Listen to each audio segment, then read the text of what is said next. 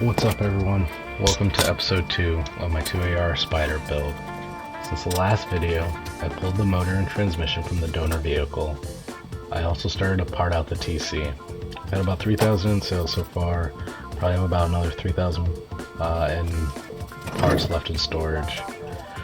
Took about a week of my off time to completely strip the TC, photo, and inventory all the parts. It was really straightforward, pretty much make sure everything is disconnected from the engine and pull it. The most challenging part was removing the axles from the transmission.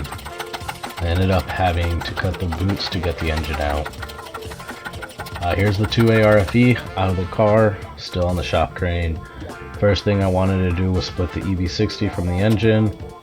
Most nervous about installing the detent inside the transmission. Never cracked open a transmission before.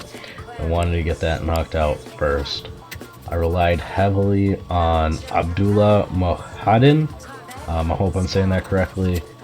His videos where he goes over the swap in detail. If you're considering doing the swap, give his videos a watch.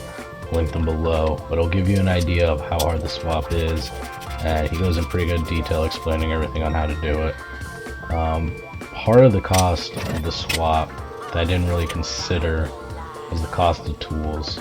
I didn't have a shop crane or engine stand before this, but luckily I was able to pick them up both on Marketplace for cheap, and later on I'll pass those savings along to some other guy trying to do something.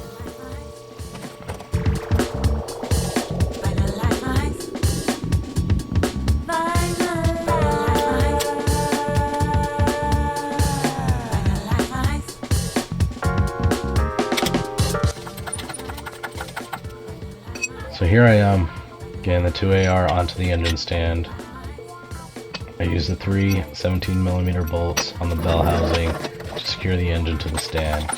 The main reason I purchased the stand instead of just using the crane was I still need to pull the 1ZC from the Spyder, and I'm in a 2-car garage with a power rack and a motorcycle in it. I still use it daily, and I need to be able to move the engine around. The engine stand isn't really necessary, but it does make your life a lot easier. It was a little nerve-wracking putting the engine on the engine stand, as I've never done it before. I was worried it would fall over or I didn't secure it right, but it ended up working out. There are a lot of firsts for me on this build.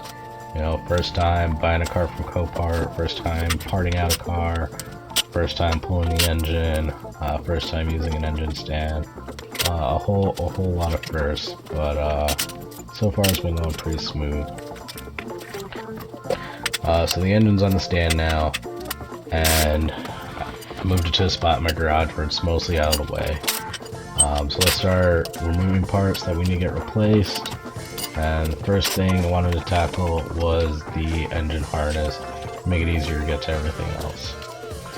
While there, saw the alternator, might as well take that off too. I really should be replacing this right now, as it'd be a lot easier to do now than later on down the road.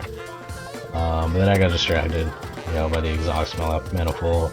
Got a new shiny one from Frankenstein Motorworks, and I wanted to see it on the motor.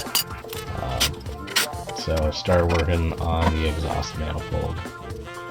Really my goal right now is to do a little bit of maintenance, clean the motor, take a good look, make sure I want to spend the time to swap it into the Spyder.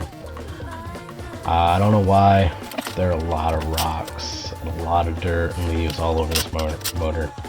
Pretty much if there's a flat spot on it, there's some kind of dirt on it. Don't think the previous owner ever cleaned under the engine bay. So gave it a good scrub down. It looks a lot better afterwards. Decided to tape up the exhaust ports.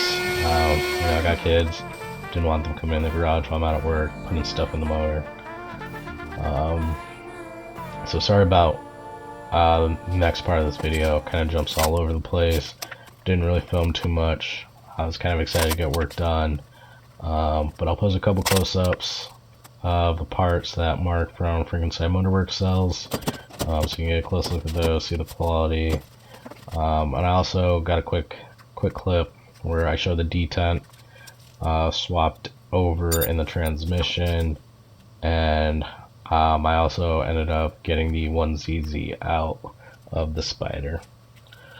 All in all, you know, it was about a weekend's worth of work spread out over a month.